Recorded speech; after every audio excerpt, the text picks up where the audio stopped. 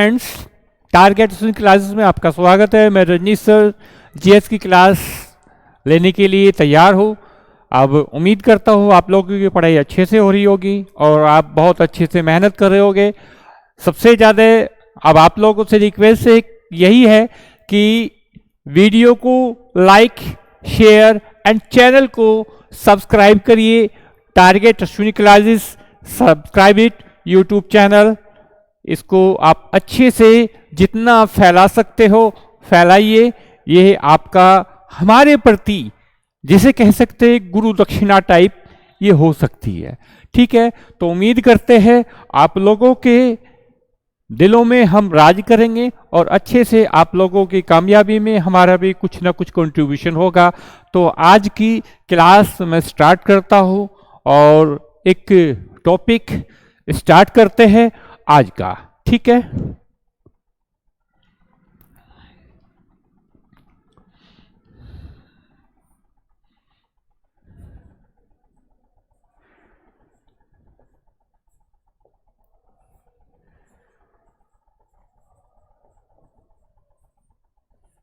समदाब रेखाएं क्या है?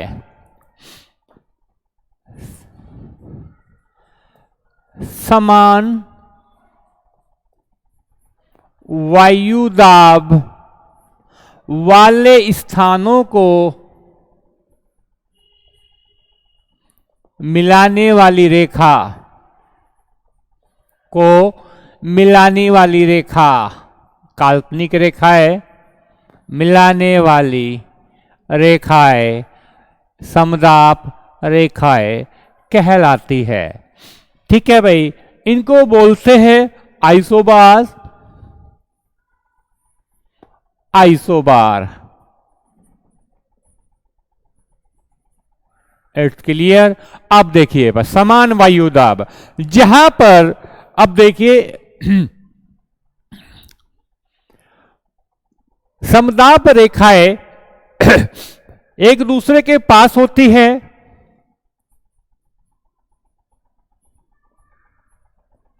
रेखाएं पास पास होती है,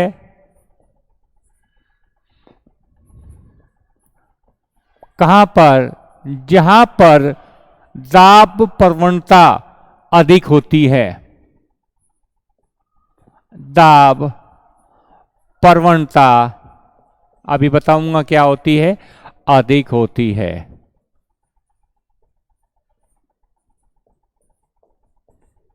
दाब प्रवणता अधिक होगी। दाब प्रवणता पहले बता दूं, प्रेशर ग्रेडियंट,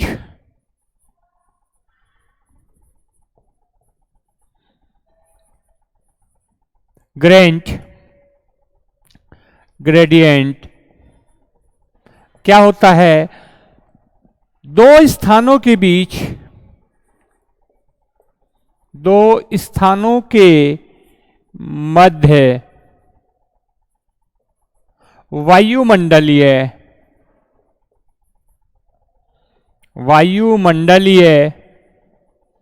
दाब में परिवर्तन की मात्रा,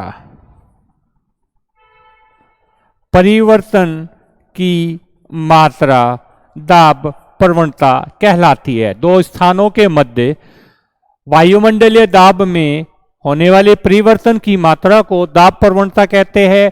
और जहां समदाब रेखाएं दूर दूर होती है, जहां समदाब रेखाएं,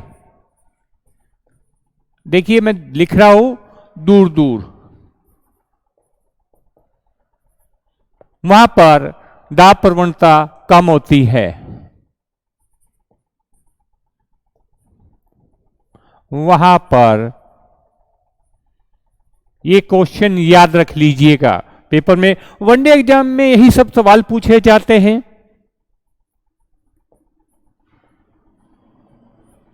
प्रवणता कम होती है।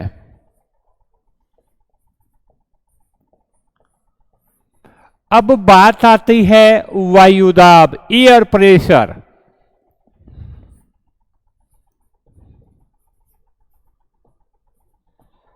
यानी एयर प्रेशर।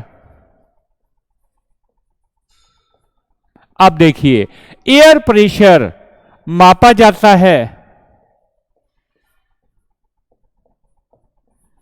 बैरोमीटर से। बैरोमीटर से। अब बैरोमीटर की खोज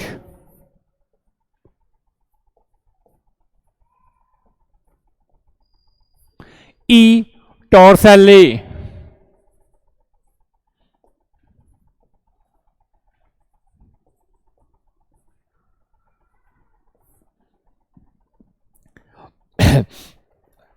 ई टॉर्सेली इटली का 1644 में इसने पारायुक्त बैरोमीटर की खोज की थी। वायुदाब मापने की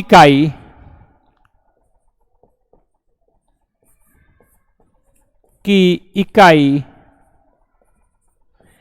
बार यानी मिलीबार। ठीक है, एक बार बराबर होता है 10 की घात 5 न्यूटन प्रति मीटर स्क्वायर। क्लियर। अब देखिए भाई, ये आपका जो बैरोमीटर होता है, ये आपका लगा होता है समुद्र तल पर, लगा होता है समुद्र तल पर 0 डिग्री अक्षांश पर 45 डिग्री के कोण पर। ठीक है, जो आपका वायुदाब जो अधिक होगा वो आपका समुद्र तल पर अधिक होता है। ठीक है, बार 10 की घात 5 न्यूटन प्रति मीटर स्क्वायर। अब इससे आगे बैरोमीटर आप जानते हो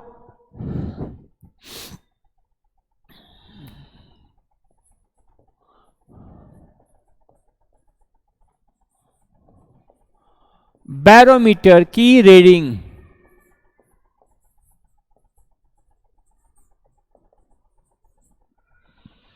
अचानक नीचे आ जाती हैं।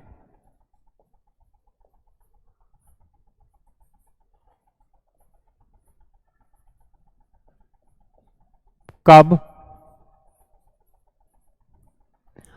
बैरोमीटर की रीडिंग धीरे धीरे ऊपर चली जाती हैं। क्या होता है तब?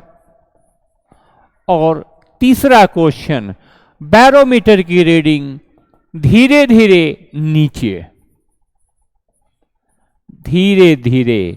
नीचे आ जाती है। तो ये 3 क्वेश्चन इनमें आपका पूछा जाता है कि क्या होता है। पहले बैरोमीटर की रीडिंग मौसम संबंधी पूर्वानुमान लगाए जाते हैं कि अचानक नीचे आ जाएगी। क्या आएगा? आंधी तूफान।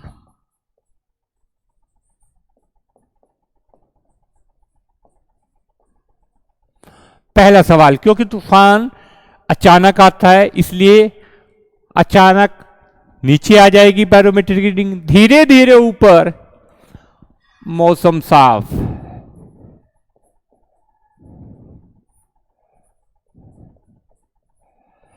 क्लियर। और बैरोमीटर की रीडिंग धीरे धीरे नीचे आ जाती है वर्षा, रेनफॉल।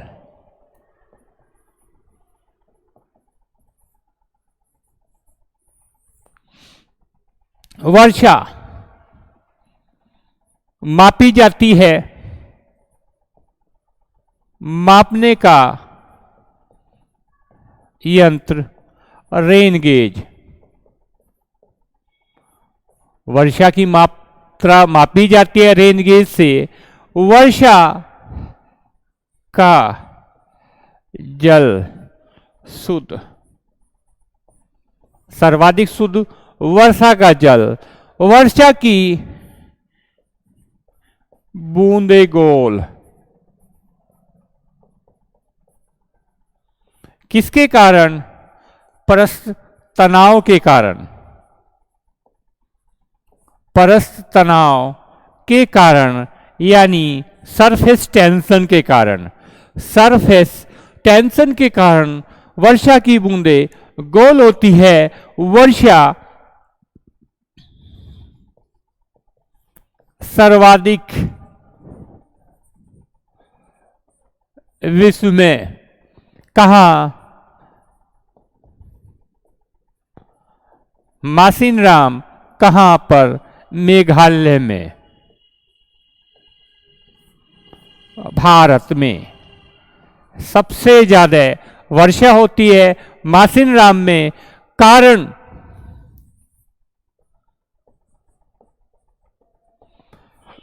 यहां पर 3 हिल्स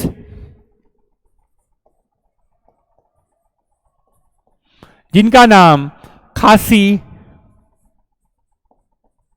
गारो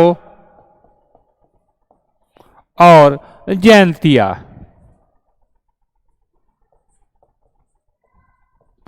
ये 3 पहाड़ियों के कारण की पकड़ाकृति के कारण यहाँ पर सबसे ज्यादा बारिश होती है, जिसकी वजह से विश्व में मासिनराम पहले चेरापूंजी में और ये मेघालय में पड़ता है, खासी, गारो और जयंतिया। और ये चीज, ये 3 याद रखिएगा, मेघालय की जनजातियां भी है, ट्राइब्स भी है, मेघालय की जनजातियां भी है।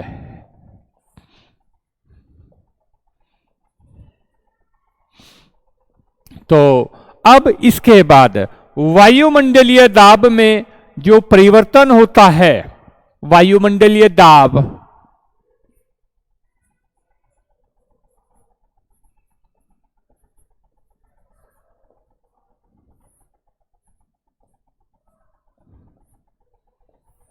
एटमॉस्फेरिक प्रेशर, इसमें वायुमंडलीय दाब पृथ्वी से की सतह से, पृथ्वी की सतह सरफेस से ऊपर जाने पर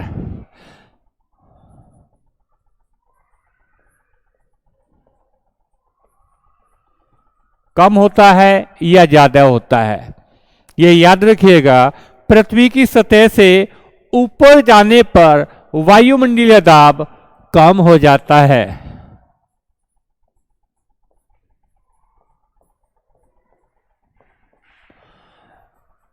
जिसके कारण क्या वजह है? जिसके कारण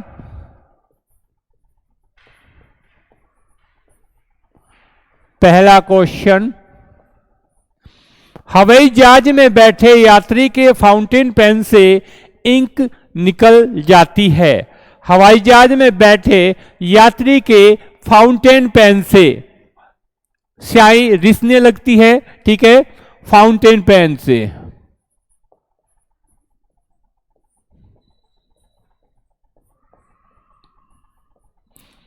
इंक निकल जाती है वायुदाब कम होने के कारण। दूसरा मेन कारण, पहाड़ों पर खाना बनाने में कठिनाई। पहाड़ों पर खाना बनाने में कठिनाई क्यों? क्या कारण है? वायुदाब कम है, लेकिन कठिनाई क्यों? कारण,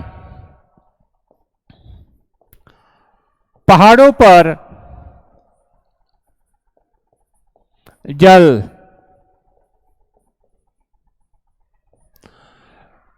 भाप बन जाता है कितने डिग्री सेल्सियस पे? 71 डिग्री सेल्सियस ताप पर। जबकि आप जानते हो जल उबलता है, उबलकर भाप बन जाएगा 100 डिग्री सेल्सियस पर, लेकिन पहाड़ों पर जल 71 डिग्री सेल्सियस पे उबल जाएगा, भाप बन जाएगा, जिसके कारण खाना कच्चा रहता है। जितनी बार भी उसको पानी को डालते रहोगे वो उतने पे ही भाप बन जाएगा। इसीलिए वहां पर पहाड़ों पर खाना बनाने में किसका प्रयोग किया जाता है? ब्लड, आपके प्रेशर कुकर का। ठीक है। अब 71, ये 71 का अंक, 71% पृथ्वी पर क्या है? जल। 71% गैस, किसमें? Hydrogen gas. 71% हाइड्रोजन गैस किसमें पाई जाती है? सूरज में। ठीक है। और वायुमंडल में कितनी? 78% गैस। ठीक है। अब ये आपके मैंने वायुमंडलीय दाब बता दिया, वायु दाब। ये वो क्वेश्चन है जो आपसे एग्जाम में पूछे जाते हैं। ठीक है। मैं वनडे एग्जाम के पर्पज से आपकी प्रिपरेशन करा रहा हूं। ठीक है। अब इसमें इसके बाद एक चीज आती है चक्रवात।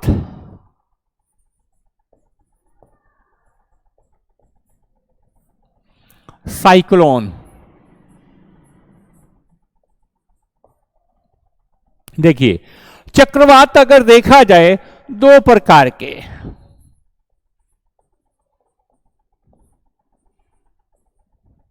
अब आप अंदाजा लगा लीजिएगा भारत में कैसे चक्रवात आते हैं, विश्व में किस प्रकार के चक्रवात आते हैं, होता कैसे, इसके बारे में डिफाइन कर दूंगा मैं आपको। पहला है उष्णकटिबंधीय चक्रवात।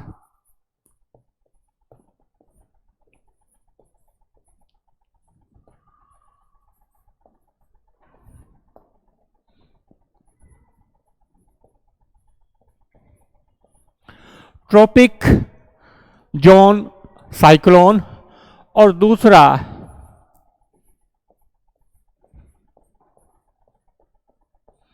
शीतोष्ण कटिबंधीय चक्रवात, टेम्परेट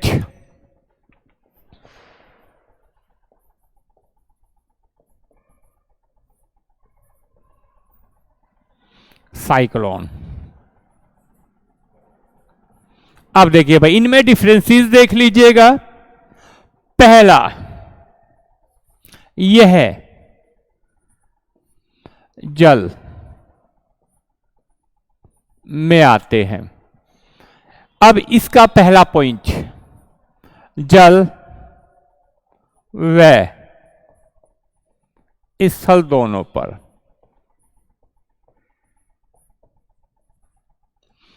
दूसरा पॉइंट, समदाब रेखाएं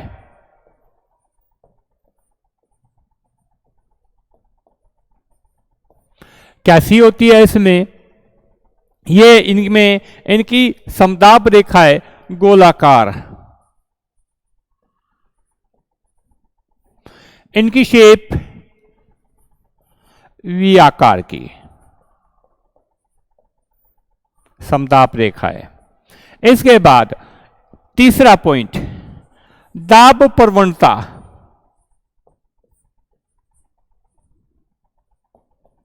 अधिक,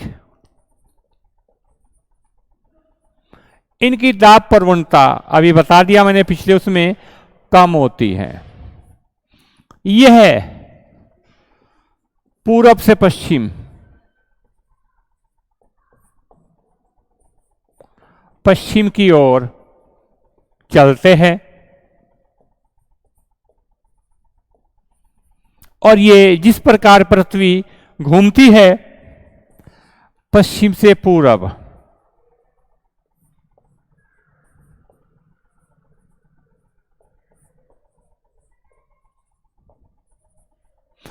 इसके बाद अगला पॉइंट, इनमें ये अधिकतर ग्रीष्म ऋतु में,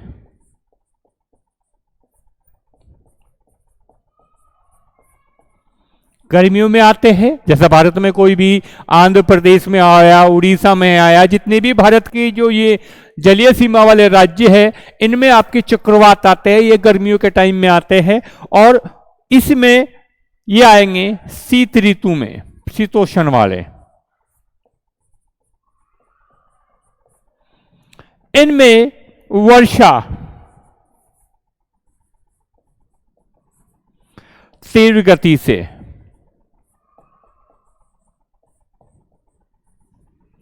जब चक्रवात रुक जाएगा तो काफी समय तक फिर बारिश होती है। इनमें वर्षा रुक रुक कर,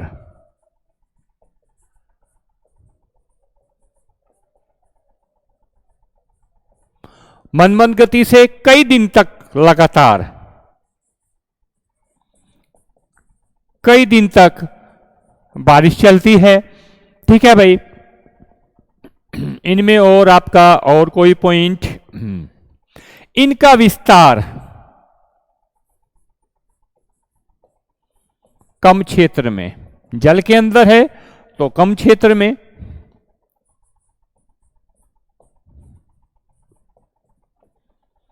और इनका विस्तार अधिक क्षेत्र में होता है, अधिक क्षेत्र में। जल और स्थल दोनों में है।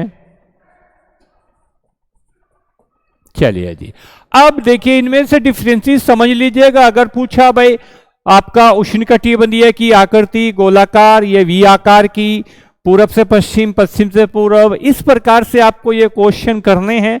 वो आपसे कुछ भी पूछ सकता है। साइक्लोन एक होता है उष्णकटिबंधीय, जो ट्रॉपिकल जोन होता है, यानी जहां, और देखो जहां पर हमारे जैसा भारत में मैंने बताया है जलीय वाले इलाके में, समुद्री राज्य वाले इलाकों में आपके उष्णकटिबंधीय, ये आपके जल स्थल दोनों में आएंगे। जैसे कुछ चक्रवातों के नाम टार्नेडो, टाइफून, हरिकेन, और जैसे आपने सुना होगा हुदहुद, ये हिंद महासागर में आने वाले तूफान, चक्रवात जो होंगे। अब चक्रवात बनते कैसे हैं, इनका एक बार लॉजिक देख लीजिएगा, आएंगे कैसे और किस प्रकार से आपके चक्रवात आएंगे। पहला पॉइंट, चक्रवात में, साइक्लोन में होता क्या है।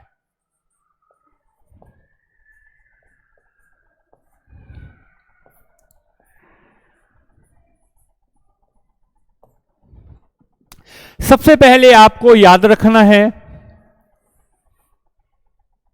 अंदर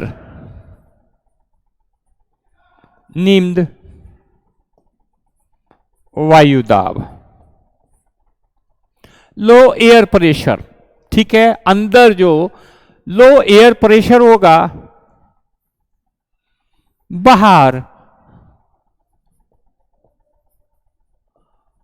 अधिक तापमान होगा, बाहर अधिक तापमान होगा, हवाएं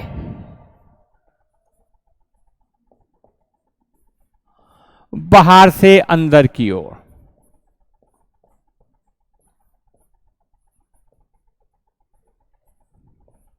हवाएं बाहर से अंदर की ओर चलती है।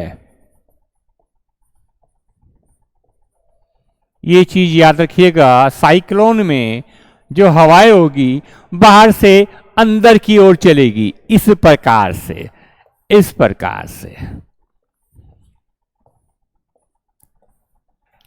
अब देखिए, ये है उत्तरी गोलार्ध और ये दक्षिणी गोलार्ध। इससे ज्यादा फिर एक सवाल पूछा जाता है, उत्तरी गोलार्ध में, नॉर्थ हेमिस्फीयर में, उत्तरी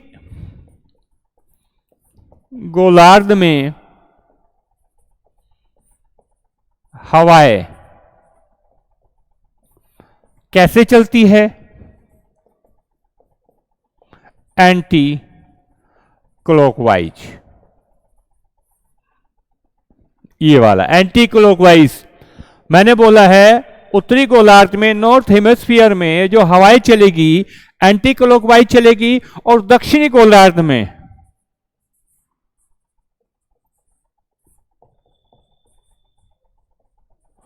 हवाएं क्लॉकवाइज चलती है, क्लॉकवाइज, जैसे घड़ी चलती है। पेपर में पूछा जाता है ये दो क्वेश्चन, आप इसमें अच्छे से याद कर लीजिएगा। और जैसा अगर कहा जाए, ये देखिए, जैसे यहां पर जो एयर प्रेशर होगा मिली बार में, जो जैसे हो गया मान लीजिए 13 हो गया 1013 मिली बार, जैसे अंदर हो गया 990 मिली बार। इस प्रकार से एयर प्रेशर होता है इसमें, जिसकी वजह से मैंने कहा हवाएं बाहर से अंदर की ओर चलेगी और उत्तरी गोलार्ध में एंटी क्लॉकवाइज और दक्षिणी गोलार्ध में क्लॉकवाइज। ये था आपका चक्रवात। और चक्रवात का जो परिणाम होता है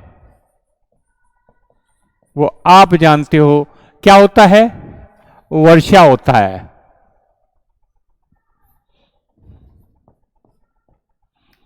का परिणाम वर्षा। आ गया समझ में? अभी मैंने वर्षा के बारे में आपको बताया है। वर्षा 3 प्रकार की होती है, ये मैं आपको समझा दूंगा। सबसे ज्यादा वर्षा पृथ्वी पे कहाँ होती है, प्रतिदिन दोपहर बाद कहाँ पर, पृथ्वी के कौन से भाग पर, कहाँ पर प्रतिदिन दोपहर वर्षा होती है। ठीक है, ये था आपका चक्रवात। इसके बाद आते हैं प्रति चक्रवात, और एक बार एक्सप्लेन कर देता हूं।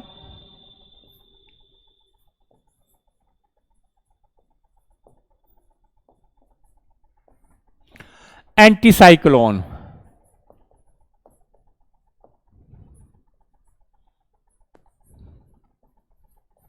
अब देखिए भाई, ये इसके उल्टा होता है। जो चक्रवात में होगा कंडीशन होगी वो प्रति चक्रवात में पलट जाएगी केवल। ठीक है, और एक बात मैं यहीं पर पहले बता देता हूं, प्रति चक्रवात का परिणाम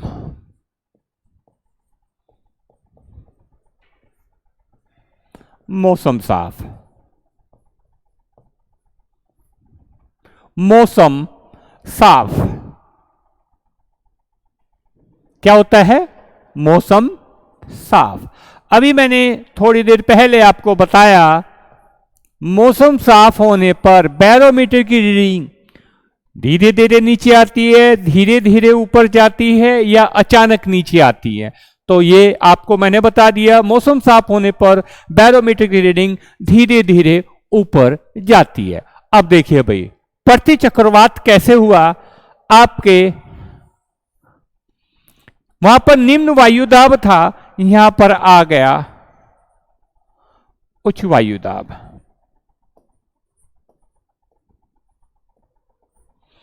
अब अंदर उच्च वायुदाब, वहां पर अधिक तापमान था, यहां पर हो जाएगा कम तापमान। इसमें प्रति चक्रवात में हवाएं अंदर से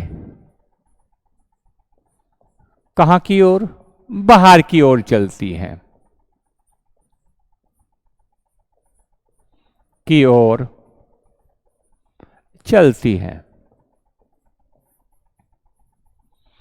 हवाएं अंदर से बाहर की ओर चलेगी। एंटी साइक्लोन में उत्तरी गोलार्ध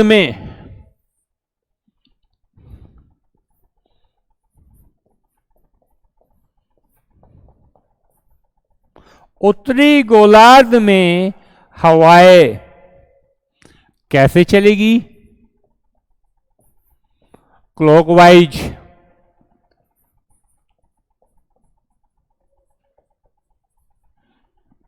क्लियर?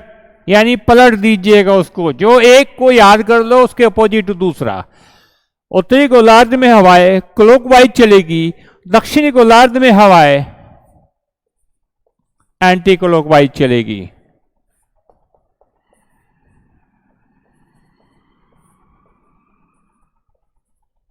हवाएं एंटी क्लॉकवाइज।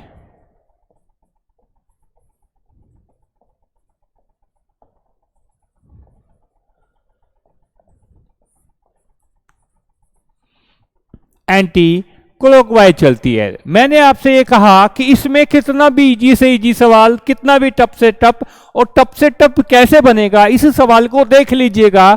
चक्रवात का अपोजिट प्रति चक्रवात, प्रति चक्रवात का अपोजिट चक्रवात। इनमें से आपको ये चीज याद रखनी है। मैंने कहा अगर वहां पर सवाल इस तरीके से हो गया कम तापमान, या तो ये होगा कम वायुदाब कम तापमान, जोड़े में आपका वो जो बना सकता है वो उसी तरीके से बनाएगा कि आपको इसी तरीके से मैचिंग करना पड़ेगा। और या ये कह देगा जैसे यहां पर निम्न वायुदाब है तो कम तापमान है, कम वायुदाब, निम्न वायुदाब, उच्च वायुदाब, आपको इसी तरीके से इस चीज को एक्सप्लेन करना पड़ेगा, जहां पर आपको ये सब चीजें बहुत जरूरी हो जाएगी। और ये जितने भी चीजें मैंने आज आपको वायुदाब का शॉर्ट करके, चक्रवात, प्रति चक्रवात, मैंने आपको ये शॉर्ट में करके बताए। और ये जितने भी क्वेश्चन हैं आपके आने वाले एग्जाम में, ये सब क्वेश्चन आपसे पूछता है।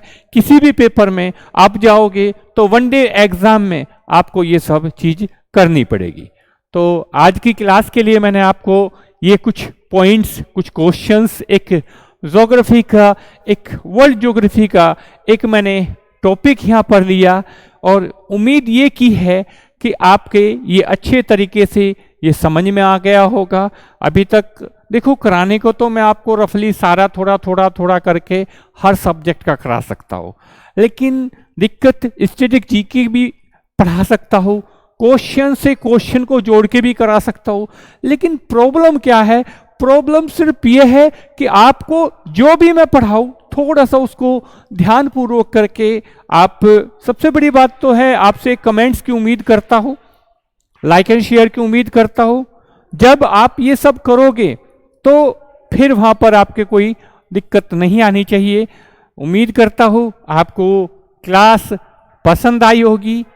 वीडियो को लाइक एंड शेयर करिए और चैनल को सब्सक्राइब करिए। अगली क्लास में आपसे मैं फिर मिलता हूँ। जय हिंद,